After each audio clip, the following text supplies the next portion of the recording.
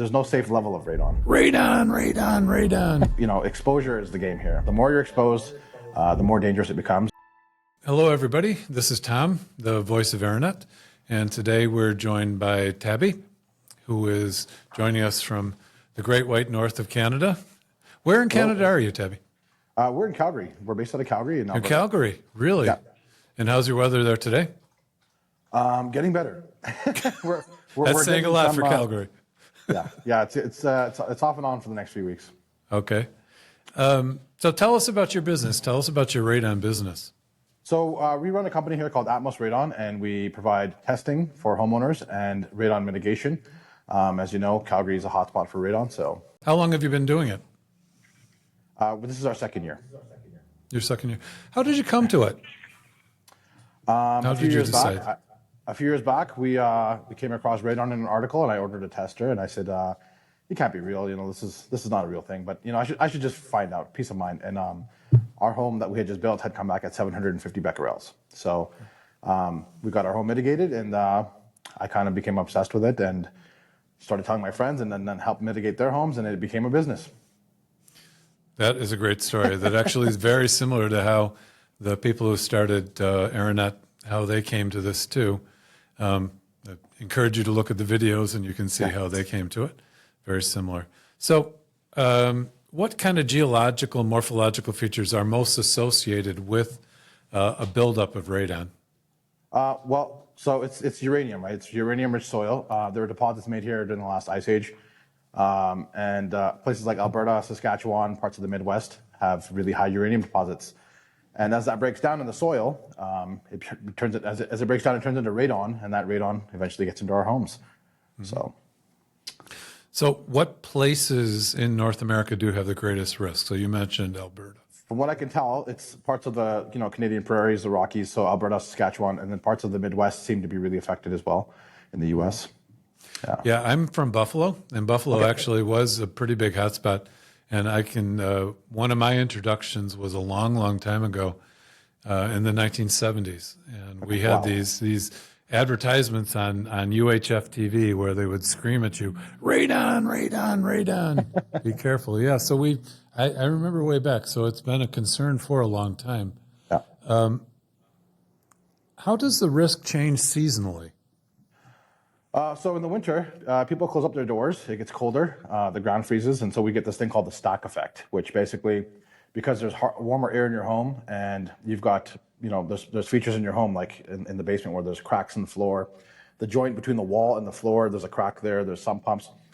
So warm air will draw in the radon from the ground because it can't escape via the ground outside because it's frozen. And the stack effect will put it and draw it into your home. So radon generally is higher in homes in the wintertime, or during precipitation, or when there's barometric pressure changes. Yeah. Okay, so it's a seasonal thing. That's really interesting to know. Yeah. What features of a house or a building are most associated with buildup? I mean, you mentioned cracks in foundations, things like this. Yeah. So because we build our homes in the soil here in Canada, when they pour the slab for the basement and they pour the walls for the foundation, they're not one piece. So as the moisture dries in the concrete, it'll create gaps between those two different pieces. Plus, we've got cracks. We've got things like sump pumps. So all those little cracks and entry points, radon will enter through those points. So. I'm curious about one thing. So is there any difference between whether a building is new or older? Do you see differences? No. In our finding, we started putting poly underneath of homes recently, decades, but it doesn't really make a difference. New homes and old homes both have radon. In fact, newer homes might be a little worse because they seal them up so tight. So in the wintertime, when people don't open windows and stuff and they're not as drafty, you could actually have, I think, a bit more radon in newer homes. Mm-hmm. Interesting. So we know that throughout North America, and especially in that sort of a belt that you're talking about, along kind of the border and a little bit north to Canada, and then a little bit south into. Okay, so we know that radon is a genuine problem. Mm-hmm. We know that there's not a huge difference between older and newer buildings, although newer buildings might have a slightly different risk profile because they're better sealed. Yeah. Okay. So let's talk about measurement. How often is often enough to measure? Well, in places like Alberta where it's a hotspot, every time I get the chance to talk to someone about it, I tell them they should be measuring year round. Because the radon levels here are so high. We rarely come across homes here that have less than 100 becquerels. So we're telling folks that, at least 3 months, obviously the 3 months is like the kind of the guideline here from the CNRPP. But yeah, if someone's testing, we tell them to buy a device similar to the ones that Aranet sells, like, the Radon Plus or the Radon ones, and keep them running year round because it fluctuates throughout the year. It's not like in the summertime, radon just goes away. It's still there. It's just more prevalent and at higher levels in the winter. So year round, I think year round these days in places that are known for high radon, but at least 90 days would be good. And then every few years, if someone has does construction or changes their HVAC system or there's some kind of major shift in the property, that's a good time to test. I think that's a really great point. So if you make a change to your house or to your building, additions, changes, then it's a good idea to measure then too. Because I think about my neighbors, for example, when I was growing up, when they would make changes, you could sense something was going on, something different. Yeah, and also I really appreciate you saying measure year round, because when I brought this up with friends of mine, especially in other parts of Western New York, they said, "Oh yeah, I measured. When I bought my house, I measured once, and yeah, it doesn't make a huge sense to just stick with one time." It's not a static thing, right? So in Alberta at least, radon's not part of the real estate transaction yet. So I know in the States it could be a little bit different, but in Alberta, radon here, we rarely come across homes that have less than 100 becquerels, right? So I think and because it fluctuates throughout the seasons, I think it's a good idea to test year round. Okay, as an expert, what level or levels would cause you to suggest mitigation? Well, according to the CNRPP here in Canada and Health Canada, we should mitigate at 200 becquerels or higher. They suggest mitigation at those levels, but I think that might be a little bit high. I think the World Health Organization suggests 100 becquerels or high. People should start thinking about mitigating. So it's one of those things, right? There's no safe level of radon, and so at 200, I think that's still pretty high. If you're at 180, for instance, folks will say, "Oh, well, I'm not at 200, I'm fine," and I'm like, that's not the case. Exposure is the game here. So the more you're exposed, the more dangerous it becomes, and so being at 180 becquerels versus 201 becquerels. Yeah. So what's CRPP? The CNRPP, the Canadian National Radon Proficiency Program, they're kind of the organization here that we're certified members of that. So they certify us as radon professionals, and that's where we learn to mitigate and understand radon, test for it, and get educated and help educate the public on things. If it's probably given that we've been talking about measuring year round, is there a level at which you would say, okay, well, maybe you don't need to mitigate exactly now, but keep going, keep measuring? Yeah, so a lot of times homes here are right on the cusp. Some homes are like I said, between 125, 150, 170. That's the number for that day, right? And your long-term average is what really matters. So if you're at 140 becquerels in the summer, you probably want to know what you're at in December. So it's an ongoing thing. I think people should always kind of keep an eye on it. Even though your numbers might be low today, that may not necessarily be the case in a few months. So, do you have situations where people do keep an eye on it and they come back to you and say, now's the time? Yeah, so we often come across folks who we've tested their homes and they said, well, it's only 150, it's not a big deal. And I said, okay, well, for the next 91 days, keep testing. I suggest that they would go buy a device of their own. Keep testing. And once in a while, we get a call saying, hey, you know what, our radon's so different. It's at 198 or it's at 215. You were right. I think we want to mitigate. So it happens. Not that you want to be right, but. No, I don't. But, it's okay.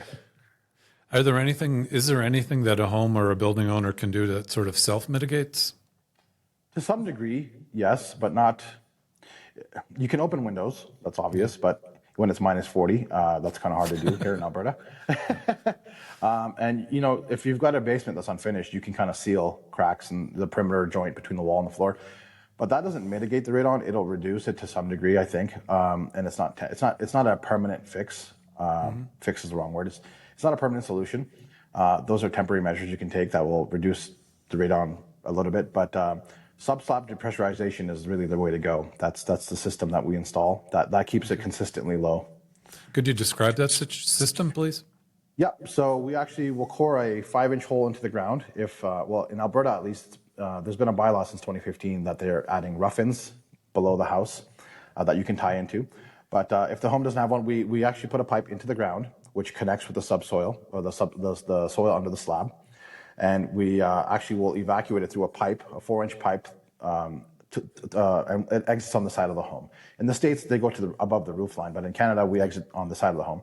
But yeah, it's just a fan that runs 24/7, and it sucks the gases from underneath the slab, and it'll blow it out the side of the house, so it doesn't get time to build up in the home. Okay.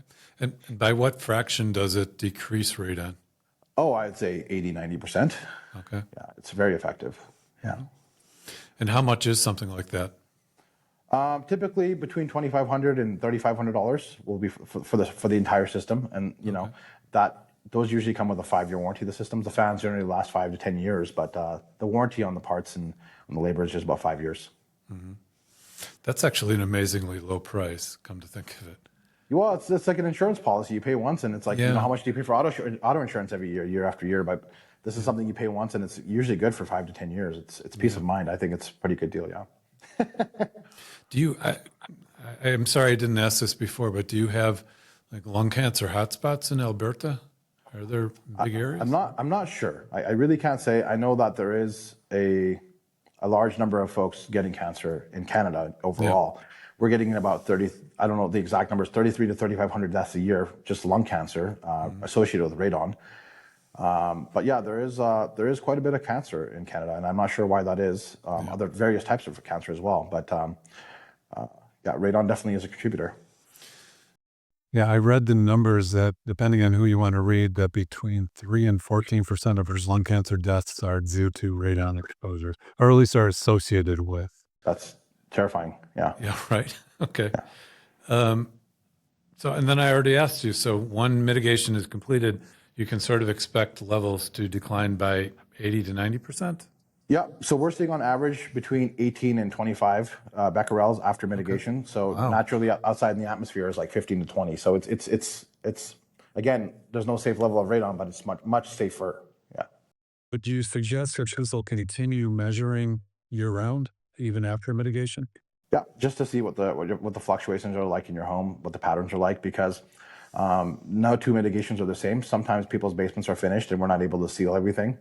And so they'll see bigger swings between the seasons than people who have basements that were unfinished, where we were able to seal every crack and joint. Mm-hmm. So it's just a good idea to keep an eye on it every few weeks, just take a look at it and see where you're at. Because I guess again, if the weather changes, the radon's changing. Yeah.